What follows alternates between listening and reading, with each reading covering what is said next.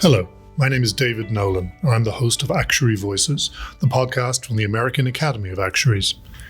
Today, I'm in conversation with Lisa Slotznick, an actuary in the property and casualty practice area, a member of the Committee of Qualifications, and a former board member of the American Academy of Actuaries. Lisa, welcome to Actuary Voices. Well, thank you so much. I'm honored to join you and to try to field some questions for you. Great. Let's jump right in. Lisa, you're a property and casualty actuary, and you have got a volunteer history with the Academy that's almost as long as my arm. But I was wondering if you could tell me what intrigued you about the actuarial profession and why you became an actuary. Okay, I'm a very unlikely path to being an actuary. While I liked math a lot in high school and in college, I went to a liberal arts college and I did not major in math. I majored in ancient Greek. So I took the liberal arts education quite seriously. I did take a good number of math courses, and while in college, my parents did encourage me to talk to one of their friends who was an actuary. And when I talked to him, I found out about the path to being an actuary, that was going to be hard, passing all those exams, and there weren't a lot of women in it back then. But it was really luck that got me my first job. Back then, fewer college students were focused on what comes after graduation. And I was one of those. I made a few applications. Probably my parents today would be worried about me back then because I only sort of floundered maybe in some words in trying to get a job after college. I've concentrated more on planning my grand tour after college, where I went backpacking with a friend to Greece and Israel for 6 weeks. Then when I came back, I said, well, I better get a job. And that actuary thing my parents had me talk to a friend about, that doesn't sound so bad. So let me apply for actuary jobs and teaching Latin in high school. And let's see what comes through first. And the property casualty job as an actuarial trainee came through first, and I haven't looked back. You haven't. I did note from your bio that you did ancient Greek, and I'm glad you put it to some use by taking a grand tour to Greece once you left school. But you were also fluent in Latin. You could be a Latin teacher as well. Well, that was the path. Generally, classics majors take Latin and Greek. So, and there are more jobs teaching high school Latin, even back then, and even today, than teaching high school Greek. Yeah, I did a couple of years of Latin and Greek when I was in high school. The Jesuits taught me well. I can read a little bit of Greek, but that's about as far as it goes. I know what Omicron is. Exactly. So you got hired by an actuarial firm before any exams and on spec, so to speak? I got hired by an insurance company in my hometown. Not as a core actuarial trainee. They needed someone working in the actuarial department, and they'd let me take exams working with data, and I was fortunate. And what attracted you to property casualty? They hired me. Oh, simple as that. Well, that's where I got a job, so that's where I'll focus. Yeah. I think as you talk to actuaries, we all spend a lot of time saying, should we try to make more people know about life actuaries or more people know about property casualty actuaries? So many of us took the first job we got. Fair enough. Over the years, obviously, as I said at the beginning, you have developed a great relationship with the American Academy of Actuaries. Do you want to tell us a little bit about why you became a volunteer, what attracted you to that, and your path since then? Sure. My employer encouraged me and my coworkers to volunteer for actuarial organizations. So I've been volunteering primarily with the Academy. I've did a little bit for the Casualty Actuarial Society. but it's mostly with the Academy for a long time. I like to give back, and the content of the work I'm doing for the Academy was related to my actual day job in many ways. But as working on an academy committee, then once you jump in and get there, it's very fulfilling because you're surrounded by very committed actuaries who take their volunteer commitment quite seriously and the subject area, and they want to do a good job on the committee, whatever the task is at hand. And earlier on, I would work on more casualty-only committees, but as I've worked through my career time, I get additional challenges when I work on cross-practice committees, and it's a pleasure working with actuaries outside my core practice area. And that's a lot of what I've been spending the last couple years doing on the Committee on Qualifications, uh, working in it with a cross-practice group, trying to put together an amended U.S. qualification standard. Sure. And what do you find personally fulfilling about your career? My career, whether it's my core work or my volunteer work, a lot of it has to do with what I like to do. I would like my epitaph to be problem solver. So any of these things involves problem solving and coming to a conclusion and being a communicator as well. Academy work in particular, and also my work before I retired in my day job, was it's only as good work if you can communicate it to someone else. Those are wise words indeed. Have there been some high points in your professional career that you'd like to share with our audience? Well, of course, just getting through the exams and getting my fellowship was a high point early in my career. But I've always liked what I mentioned before, being a problem solver and being able to take whatever the challenge was and get to a conclusion, get to an answer. And sometimes those answers would not be good news. Because you'll find, especially among casualty actuaries, we do not always bring good news to our clients. It will tell them things are going to cost more, they're going to take more of a financial statement hit, and that's where the communication and the ability to communicate and make things palatable, even when it's bad news, is a very fulfilling.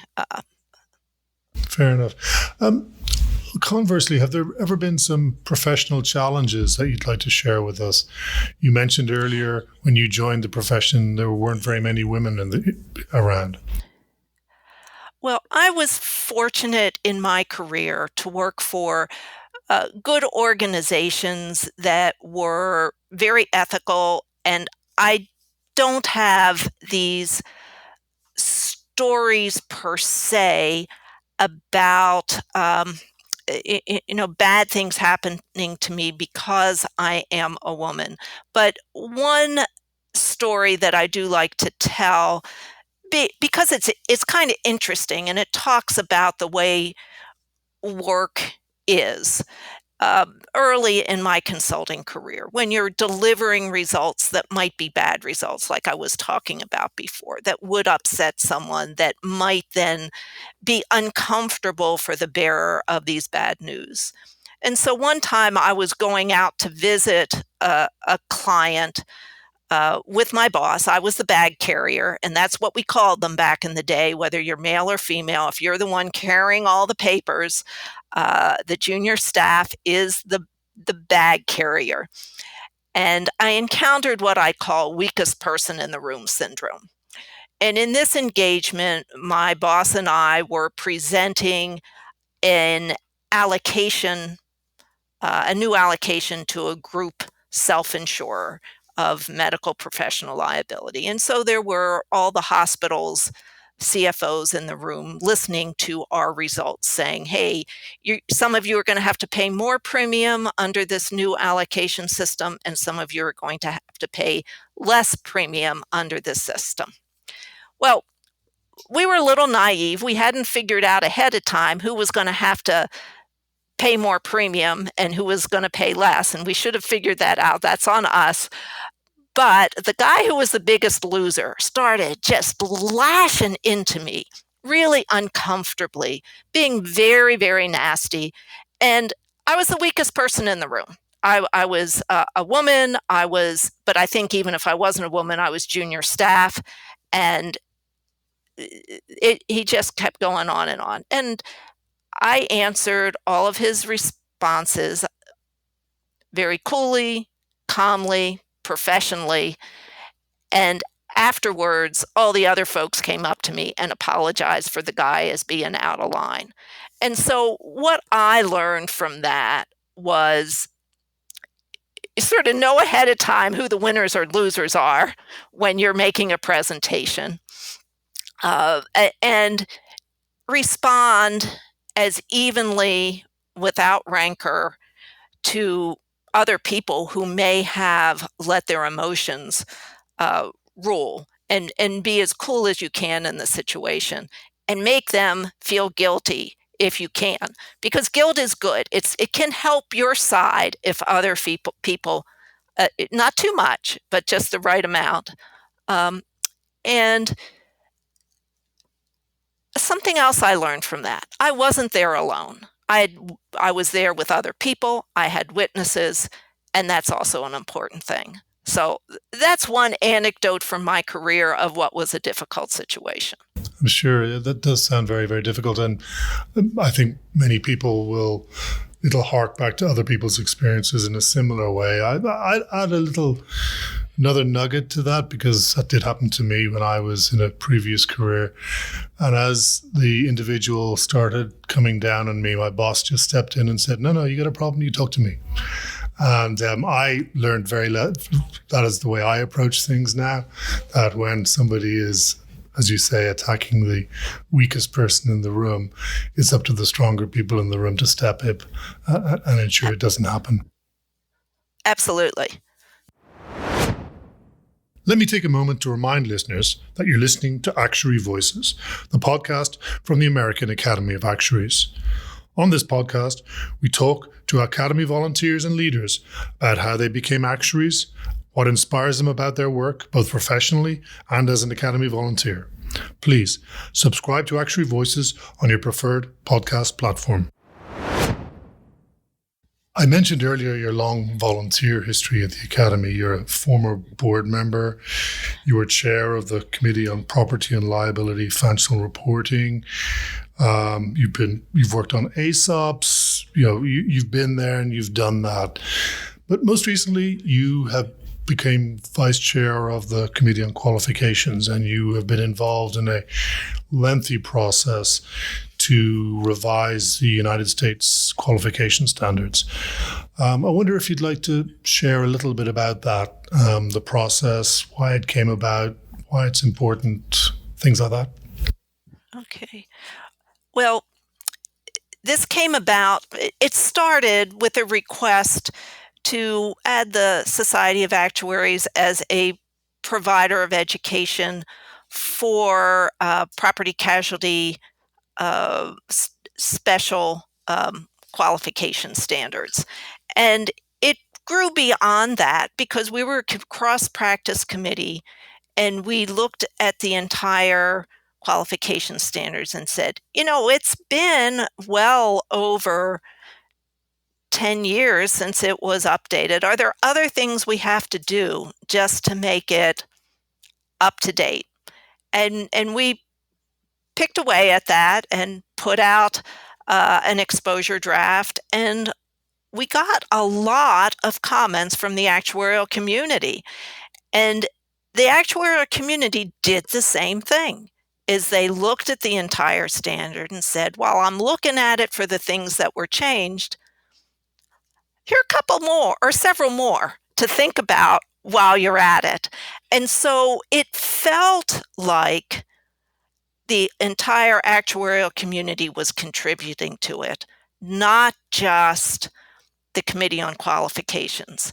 And we wanted to respond and put together, to the best of our abilities, a qualification standard that would respond to the comments of the community, respond to, based on our experience, work in a cross-practice way, and we've got it done.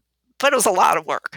Well, congratulations. And yes, you did get it done. It was launched last month. The question, what changed? What were the significant changes in the new standard? Well, if you read, we tried to make clear in the cover letter to the final document 6 areas of either change or emphasis that we wanted to make clear. And some of them are changes and some of them are just matters of emphasis. Of course, we took care of adding the Society of Actuaries to the property casualty statement. So that's one area. But we changed the phrasing of the basic education needed to qualify, and we moved it to being credential-based rather than membership-based, because that's what gets us our knowledge and basic education. Remember I talked before about getting our exams? Well, it goes to the heart of getting our exams, is that part of it. We also did some work around enrolled actuaries, and it's something very particular about making sure that we phrased it on what enrolled actuaries are qualified based on that basic education to do.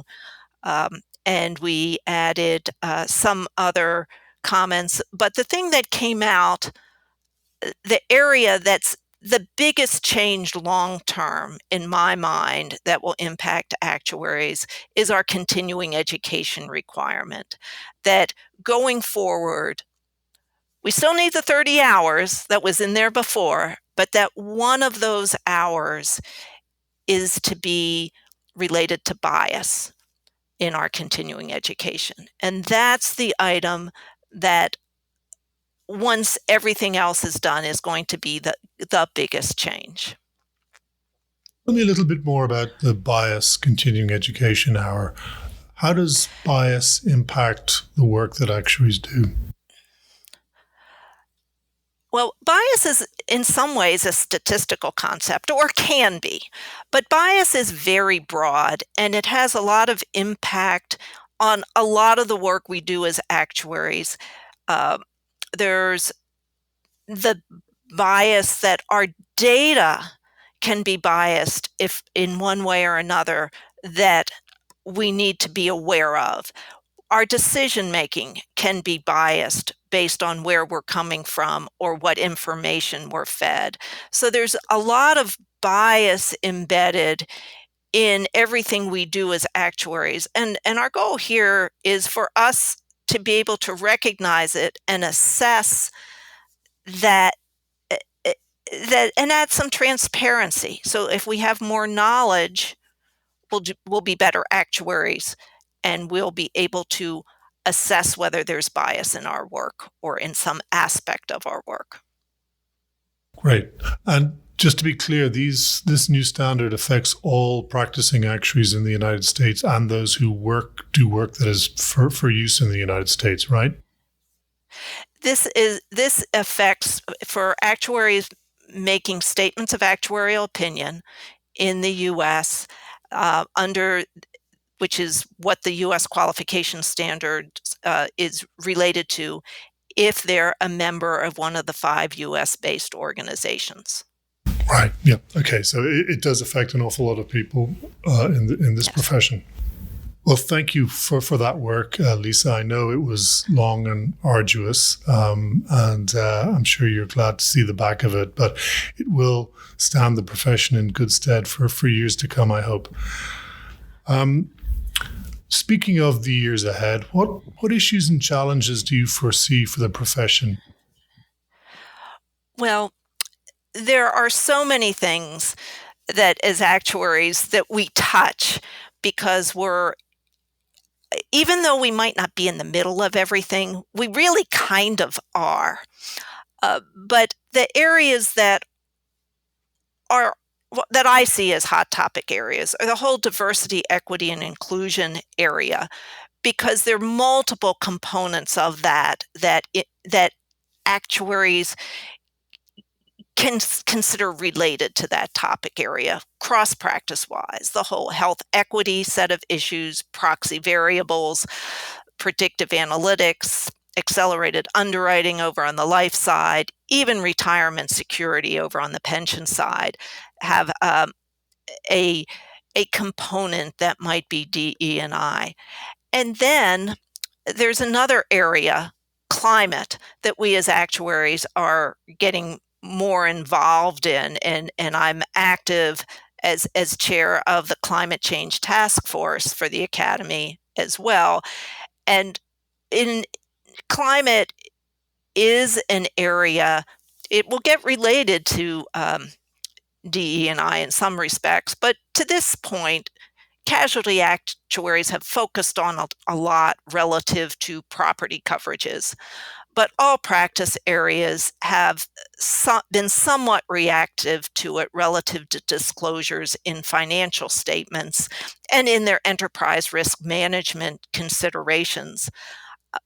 But there's more related to climate change that we're going to be getting into, related to the assets that support insurance companies, the availability and affordability of insurance in the wake of climate change, and will all our assumptions change over time as the climate changes? They might incrementally change year over year, but they might change bigger if you look 5, 10 years down the road relative to our assumptions. So climate is a big area. I also think that the whole data area is a big area for actuaries. Actuaries bring professionalism to data usage, and we're challenged about whether we're bringing enough professionalism to data usage. But there's also a lot of non-actuaries doing work in data, and we can contribute and broaden our footprint there, which will be very important if we're trying to broaden the base of who can become actuaries and make room for lots more people to be actuaries. We need to broaden our footprint as well. So those are areas that I see as important going forward. So no shortage of work for you all in the coming years. No. That's good to hear in many ways. I hesitate to ask, Lisa, but given how busy you are and how busy you have been, but what do you do for fun? Okay, well, see, I'm recently retired, so I need to find, and I'm working on turning my outside interests into full-time activities. So I'm not just spending all my time doing academy volunteer work. So that's great too, but there is so much more to do. I'm in a weekly hiking group that goes every Tuesday morning on a 4 to 6 mile hike. Oh, today I went, this is a Tuesday, this is being recorded, and it rained halfway through, so it was a little challenging. But we rotate among about 12, during the year, about 12 different places. We hit each about 4 times in metro Atlanta.